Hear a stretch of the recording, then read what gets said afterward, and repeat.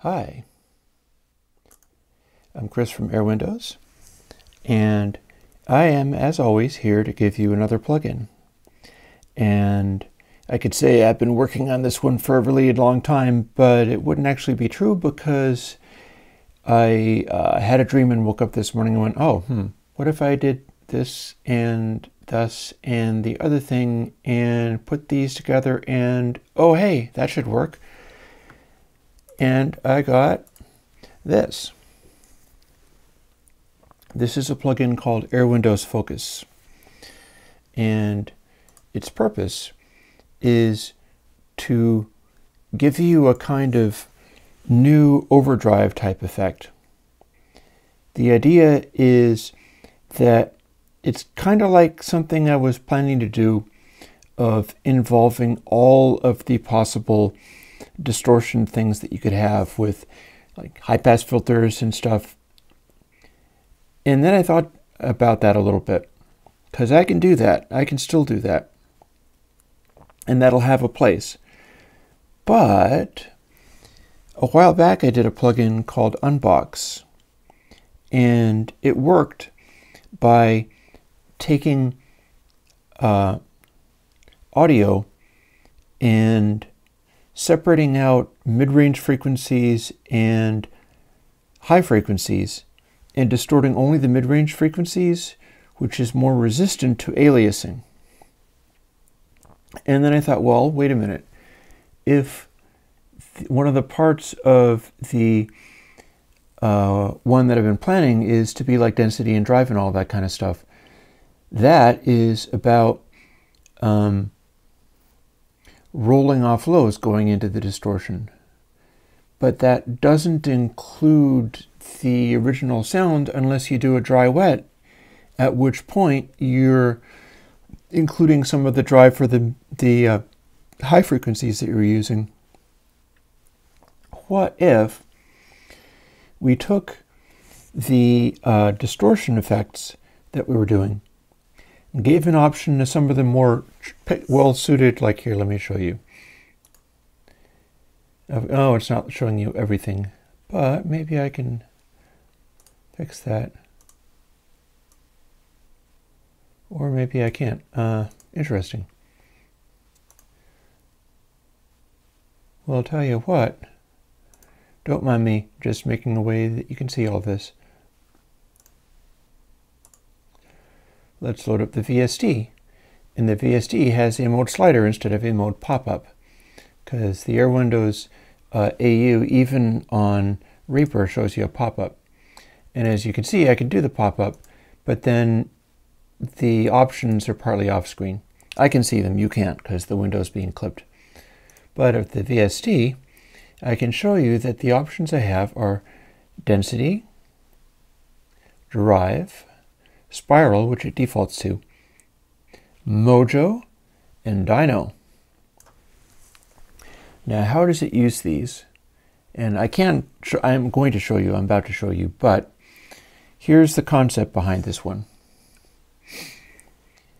We're using a similar technology that I'm working up to for revisiting things like 2-tape and BassKit, where it's the biquad filters. But it's taking the biquad filters and splitting out a biquad filter centered on the Fletcher Munson Loudness Curves. It's called Focus because you can focus it in on the mid-range audio that cuts through the most. And part of the reason that I thought of this was I was reading about Chris Squire bass tones, because, well, I was reading about Chris Squire bass tones, and apparently one of the things that he did occasionally was run a parked wah and seek out the correct tone for sort of maximum cut on his bass grind. And that also is a mid-rangey kind of emphasis, and Zappa has done that as well. You can distort stuff centered around that, and it'll add focus without blurring or muddying things. And the more mid-rangey you're putting this focus in, the less it'll alias, even if you push it fairly hard, and the less it'll clip and distort lows. But if you're using the UnBox technology, that means that you get to put the stuff that's not being distorted back again. Oh hell, why don't I just show it to you? Let's play some rock music this time.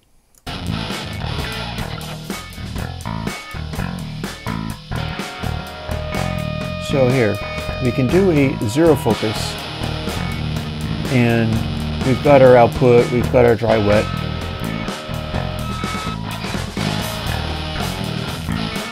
In fact, I can even remove the AU and focus on the VST.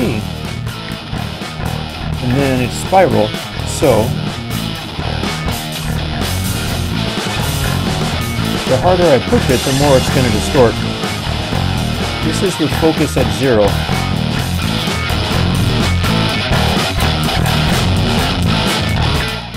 Now if you think that sounds kind of thick and heavy, that's nothing compared to density. Density sounds like this.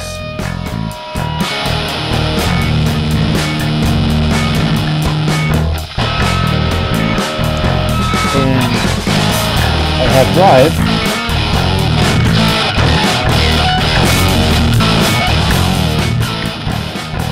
For a sort of extra aggressiveness.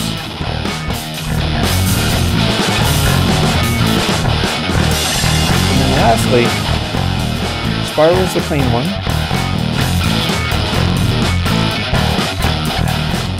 Mojo is the one with sort of extra beef, extra thickness to it. And Mojo and Dyno also kind of affect the direct sound. There's Mojo, it's very thick.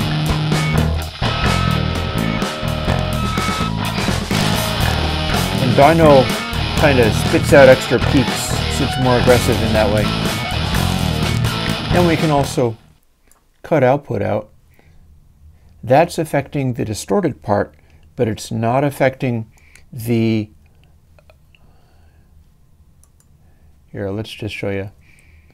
That's affecting the distorted part, but Focus runs that UnBox technology.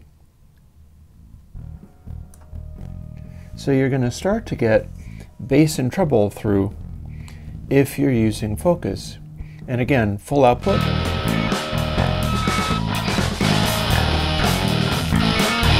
We can make this distorted effect. And output's nothing. Or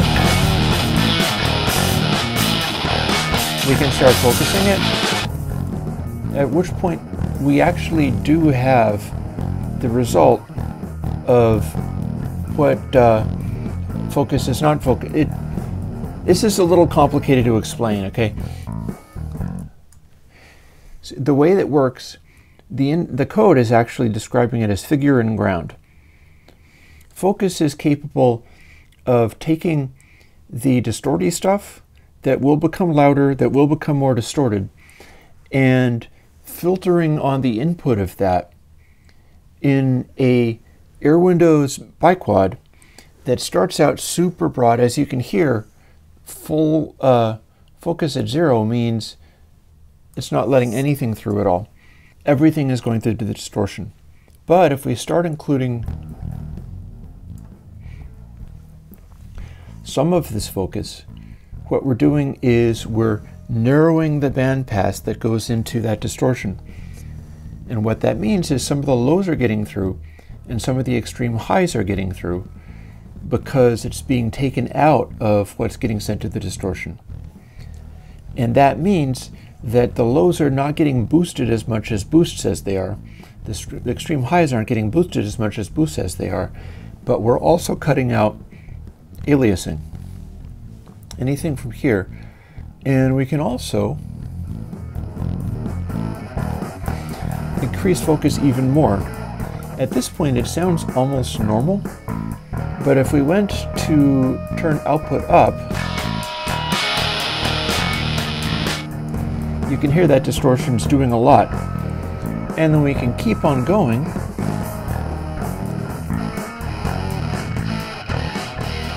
until we've got pretty much everything coming through the basic sound and nothing going through the distortion. And if we turn the output up,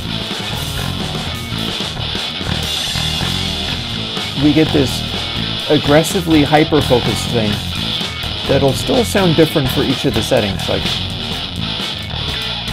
Density is more thick. Drive is real edgy.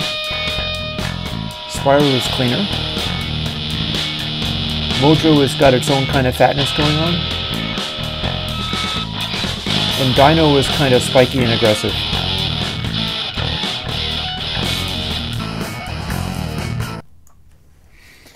So what you do is you take these and kind of blend them.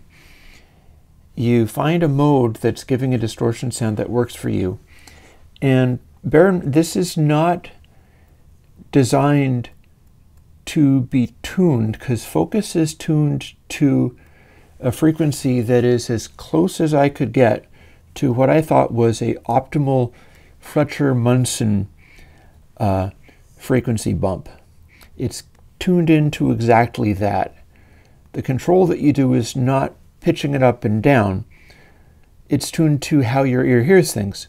The control that you do is messing with this focus control, which is narrowing the band. And it's not meant to be run at full right.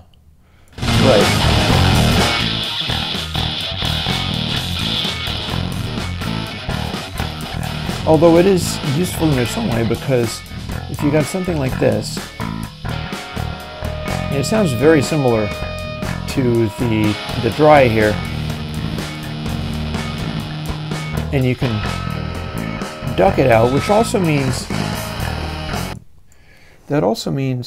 you can do a distorted mid-range and then pull it back a little bit so that it's concentrating itself without necessarily doing a volume boost.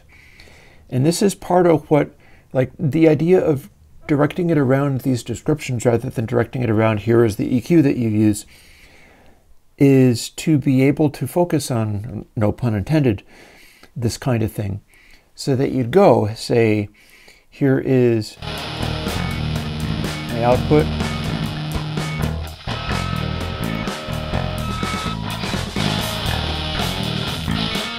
Here I'm going to, see, this is a little broader. And maybe I'll crank it way up.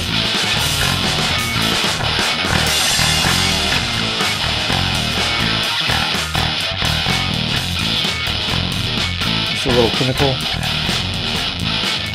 But then,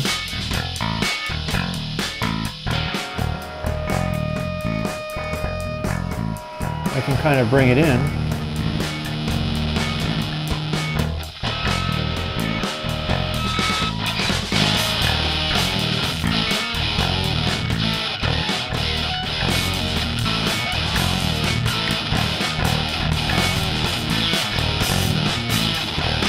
And we can voice it in such a way that it's focusing the audio. Compared to this, it's bringing out that guitar, it's bringing out that stuff, but not in such a way that the volume is getting super boosted. It is focusing the sound by essentially distorting up that stuff that is plainly heard, but the rest of it is not getting distorted. It's not throwing a bunch of aliasing. It's not throwing a bunch of unwanted harmonics on low bass that you might want to set be a little bit more clean. And it's not throwing a bunch of volume boost unless you want it to. There's also an important thing to mention with this, which is that focus is not a loudinator. Don't treat it like this is going to be your final loudness thing and then throw a big massive mid-range boost in there with the output way up, because it will put out audio that is hotter than full clip, because it's meant to be sitting inside a mixing context and shape the mid-range in the way that you need it. So maybe you'd need to do like a real push on there. Let's say, let's go with drive this time. We'll turn the focus way off. We'll switch it over to drive, bring the output up.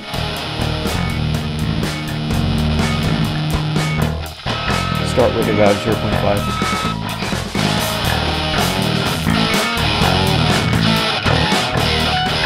Get a quick aggressive.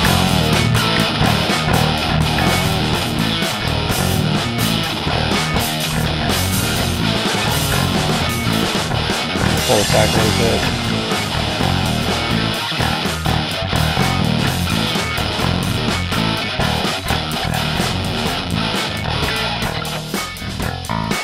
And there we have something where we have pumped up the distortion a lot without really doctoring, like we're not distorting the extreme highs, we're not distorting the extreme lows, and we can dial in how loud it is using the output.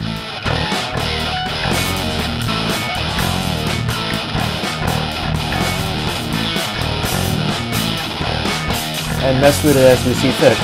For instance, let's make the mids even more distorted.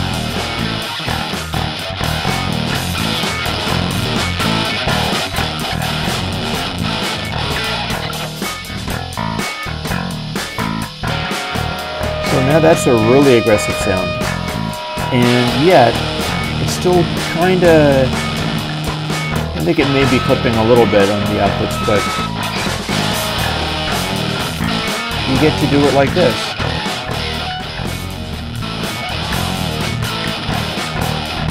Like the quietness is brought up by boost, and then the amount of overall peak is set by output.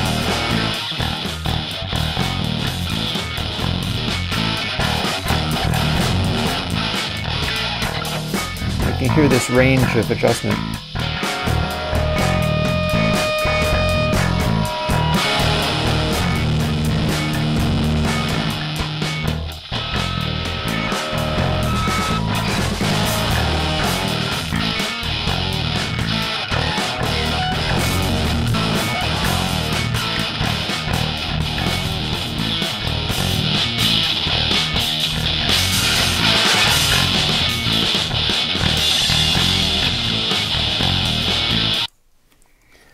So there you have it. Focus is something that came out of a bunch of other work that I've done, but I kind of jammed on it today and got it out there because I felt like it was a nice little definition of the way things can be in such a way that you can work out how to approach it. And its focus on the exact Fletcher Munson loudness curves of mid-range loudness is, I think, perfect for its purpose. You can dial it in, again, start with about 0.5 on focus, but then you can bump it up a little bit, and as you can hear, it's got a really wide range of behavior. And if you're fixated on the exact frequency that it's boosting being wrong, then you're probably trying to use it too intensely. You're trying to use it in a way that it shouldn't be going, because the heart of it is being able to do kind of these gentle saturations and interesting sort of textures, 5 different kinds of textures, where it's like soft saturation in a way that can be adjusted, I think, better than anybody else's saturation and distortion and clipping. This one really does let you throw a little bit of dirt in there just to focus and zero in on sounds in such a way that it'll clean up the mix rather than just throw a bunch of boosts on things, or it'll zero in on stuff. And because it's also running the UnBox algorithm, the more you are zeroing in on that mid-range with the focus control, the more it is resisting aliasing, and the more it's resisting muddying up the bass and throwing harmonics where maybe you don't want them. I think that it worked. I do think that it worked, and I hope you like it. If you do like it, you are, of course, welcome to jump on my Patreon and pretend that I charged you $50 for it, because back in the day when I was selling these, I didn't have any kind of DRM or anything on them, and I wasn't being an internet cop about it. But I did have people cough up $50 to get one off of Kagi before Kagi went out of business, owing me hundreds of dollars. I'm not bitter. I'm not really that bitter now, but boy, that was tough. And right now I work on Patreon. And I'll tell you something else. If you look behind me, over my shoulder, and I don't mean the quills and sofa sign, that is another kind of creative outburst. There's a sign above that now. It didn't used to be. And it says 1 hour, 35 minutes. I'll tell you why that is. It says 1 hour, 35 minutes because I have my power supply for the camera, so I can do marathon sessions now, where I wasn't able to do it before because my battery would die. So now we're back to maybe doing some more extended time, and I've decided to tie that to the Patreon in a really fine-grained sense. It seems to me as if maybe that's going to be good, like maybe people appreciate or feel that they're doing something. Namely, every time I'm doing a live stream, whether that be the Monday question and answer live stream, or my music jam for Tuesday, or indeed when I start doing the Wednesday live stream, which is analyzing people's music, kind of the same as the Q&A, but using, or the Evergreens thing that I'm doing, but I'm going to replace the current Evergreens thing with working on people or analyzing people's actual music that they can play on stream. And the amount of time that I'm going to do is for every $1,000 on the Patreon, which I'm up to like getting close to $1,600 or so. For every $1,000 you get 1 hour. Now I've been doing a little over an hour consistently, but as we calculate that out at the moment, since I'm just a little bit under $1,600 for the Patreon, that means you get 1 hour and 35 minutes this week. If it goes up, you get more minutes. If it gets to $2,000, which is the point when I was going to start doing the analyzing people's music on Patreon, I think I have to update my claims and stuff there, I think a little bit. You would have 2 hours, and so on and so on. So if it continues to expand, you wind up getting these marathon sessions of me analyzing people's music, or answering questions, or doing more of my, weird music that I do, of all kinds of different sorts of things. I do take up people's suggestions sometimes. For instance, I did Space Ambient a little while back because somebody was asking for it. And we're just going to do it that way.